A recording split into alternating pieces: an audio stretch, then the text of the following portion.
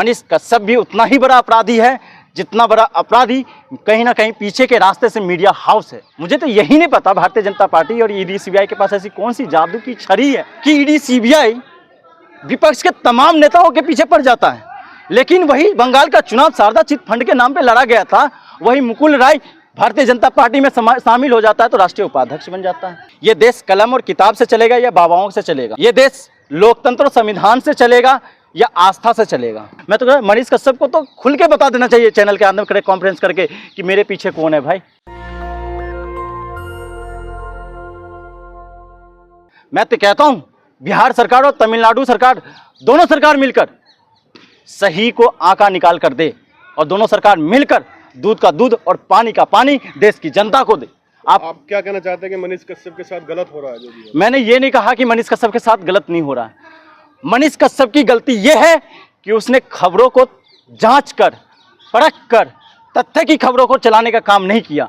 अगर मनीष कश्यप को देश की तमाम जनता, तमाम लोग, तमाम युवा भरोसा कर रहा था तो उनको तथ्य को जांचना चाहिए था, उसके बाद खबरें चलाना चाहिए था। मनीष कश्यप भी उतना ही बड़ा अपराधी है जितना बड़ा अपराधी कहीं ना कहीं पीछे के रास्ते से मीडिया हाउस है। वो तो अपने आप को अपराधी कहाँ बता रहे हैं? वो कह रहे हैं कि हमने जो है बिहार के लोगों की, गरीब लोगों की आवाज उठाने का काम किया है। देखो, जहां तक मनीष कश्यप और मनीष कश्यप जैसे पत्रकार अगर बिहार के गरीब लोगों, शोषित लोगों, वंचित लोगों और धार्मिक समानता और एकता की बात करेगा तो वहां तक देश की जनता और देश की युवा सपोर्ट करेगा। लेकिन जहां पर वो राजद्रोह की बात करेगा, अफवाह फैलाने की बात करेगा, उसको बढ़ावा देने की बात करेगा, धार्मिक उन्माद फैलाने वाले लोगों की सपोर्ट करने की बात करेगा तो वहां पे मनीष कश्यप को कोई भी सपोर्ट करने का काम नहीं करेगा। आप मानते हैं वो जो सन ऑफ बिहार का जो नाम टाइटल लेके घूम रहे हैं, आप भी बिहार से आते हैं, उनको मानते हैं सन ऑफ बिहार? देखिए, मैं बिहार से आ रहा हूं, अगर बिहार की जो हकीकत है उसको कोई बयान करेगा तो वही बिहार का बेटा हो सकता है। क्या बिहार का बेटा शासन और प्रशासन में अपनी आवाज़ों को बुलंद कर रहा है और अपनी जो बातें हैं वो रख रहा है सदन के अंदर? वो हो सकता है। जो बिहार की जनता और बिहार के जो तमाम लोग हैं और देश के अंदर राजद्रोह फैलाने की बात करता है वो कतई भी सन ऑफ बिहार नहीं हो सकता। आप क्यों बिहार को अपमान करने का काम कर रहे हो? और बिहार ही नहीं, तमाम उत्तर भारतीयों का आपने अपमान करने का काम किया है इसके नाम पर। आप ये बताइए, बात तो ये भी निकलनी चाहिए। मैं तो उन तमाम मीडिया से भी पूछना चाहता हूं और जांच एजेंसी से भी पूछना चाहता हूं कि एक एसआईटी की गठन हो और जहां बीजेपी शासित सरकारें नहीं हैं वहां पे अचानक दंगा कैसे फैल जाता है, वहां पे अफवाहें कैसे फैल जाती है, वहां पे तरह तरह के क्षेत्रीय स्तर के नाम पर, जातीय स्तर के नाम पर उन्माद फैल जाता है और आप नेशनल मीडिया पर चल जाता बिना तथ्य के। कह रहे हैं कि मतलब ईडी सीबीआई की जो रेड पड़ी है लालू परिवार के ऊपर, उसको छुपाने के लिए मनीष कश्यप को घसीटा जा रहा है। देखिए, ईडी और सीबीआई वो एक तोता मैना वाला खेल भारतीय जनता पार्टी खेल रही है। मुझे तो यही नहीं पता भारतीय जनता पार्टी और ईडी सीबीआई के पास ऐसी कौन सी जादू की छड़ी है कि ईडी सीबीआई विपक्ष के तमाम नेताओं के पीछे पड़ जाता है।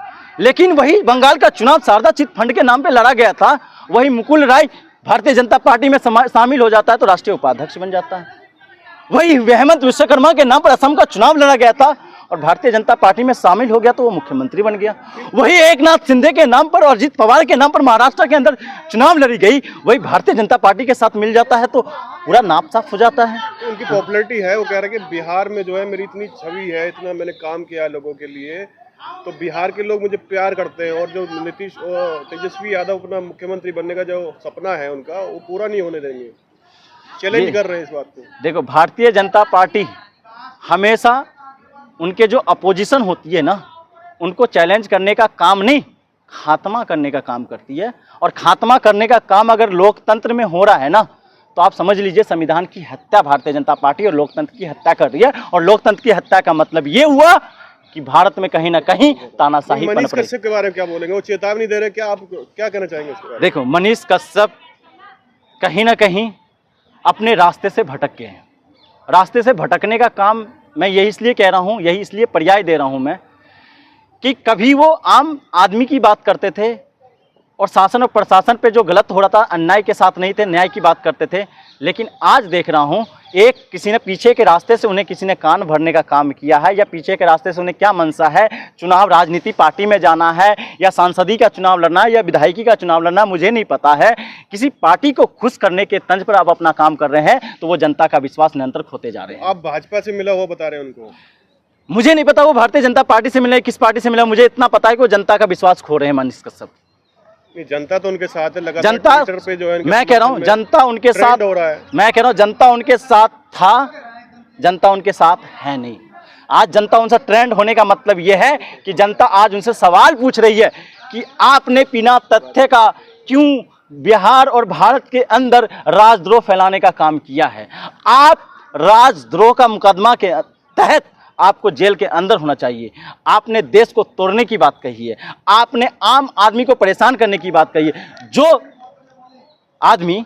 आम कर्मचारी है, अपने काम के लिए अपने परिवार को छोड़कर बिहार को तमिलनाडु में काम करने के लिए गया था, और आप अपने खबरों के माध्यम से उस परिवार को चिंता में डाल दिया और उस एम्प्लॉय को चिंता में डाल दिया। और वहाँ के शासन और प्रशासन, वहाँ का एसपी साहब कह रहे हैं कि मेरे खबर में तो कुछ था ही नहीं। अगर खबर में था तो आप अगर इतना ही मसीहा बन रहे थे बिहार के, तो आप तमिलनाडु के त्रिपुर जिले में जाते, वहाँ के एसपी से मिलते, वहाँ के डीएम से मिलते, वहाँ के डीजीपी से मिलते, वहाँ के मुख्यमंत्री से मिलते और न्याय की बात करते।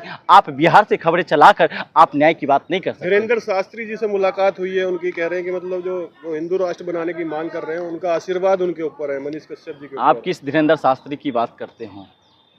आप लोगों ने तो निरंतर समय समय पर कौन से बाबाओं को लेकर आ जाते हैं।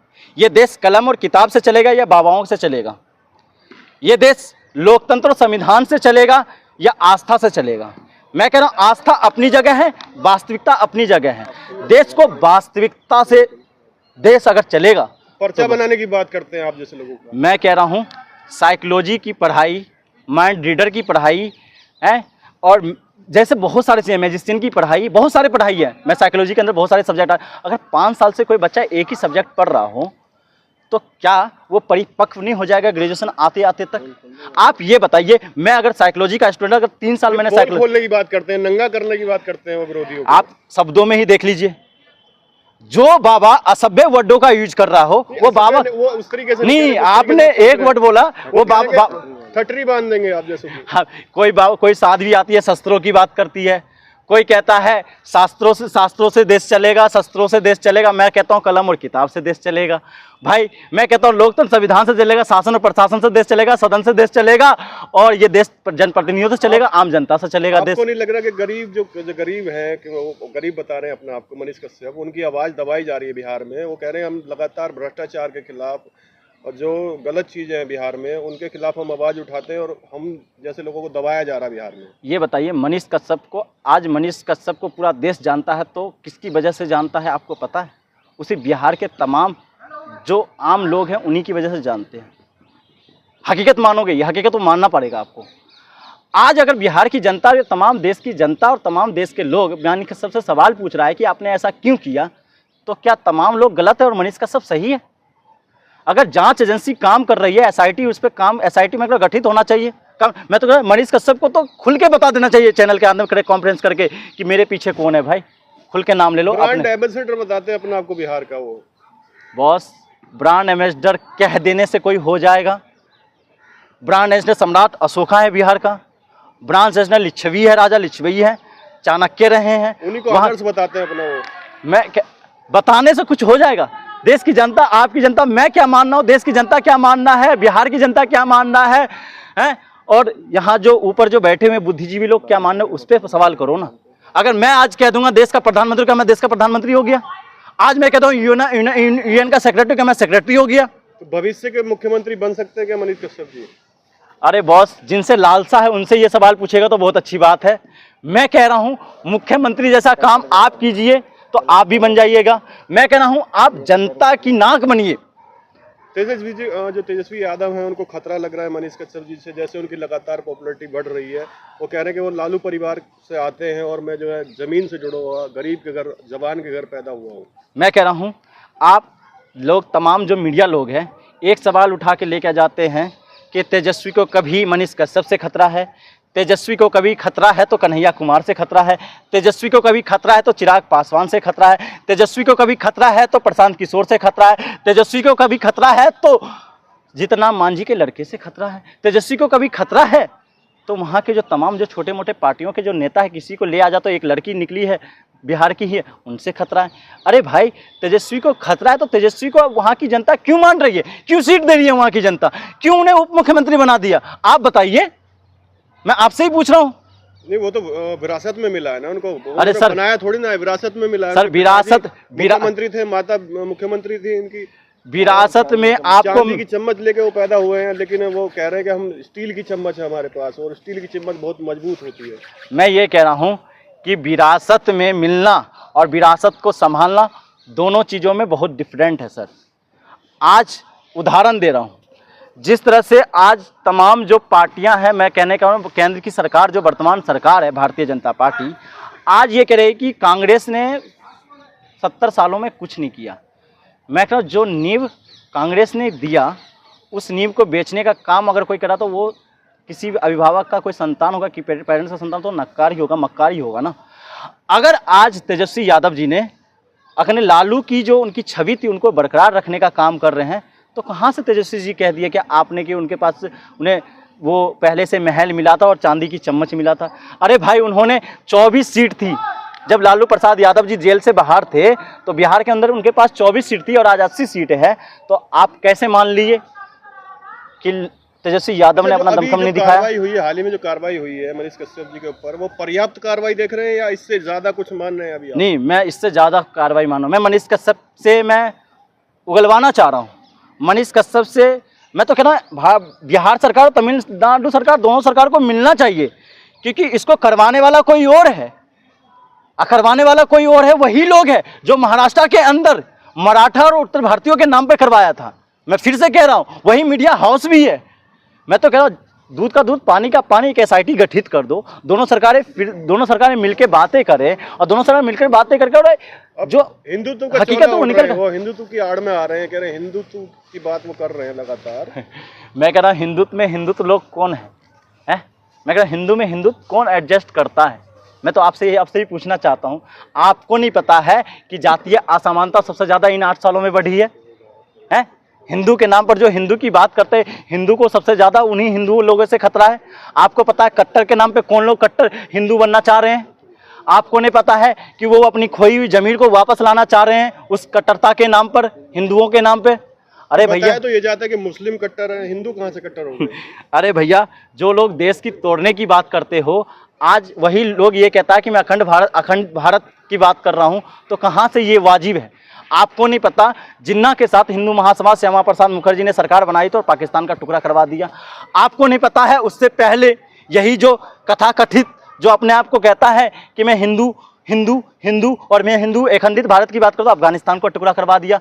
आपको नहीं पता है निरंतर क्या चल रहा, ओवैसी के नाम पर फिर वही काम कर रहे हैं, ओवैसी को साथ लाकर। आप किस बात की आप अगर जाओगे, क्या कहना चाहेंगे अंत में, क्या कहना चाहेंगे मनीष कश्यप के ऊपर जो कार्रवाई हो रही है उसको लेकर, क्या कुछ और करना चाहिए?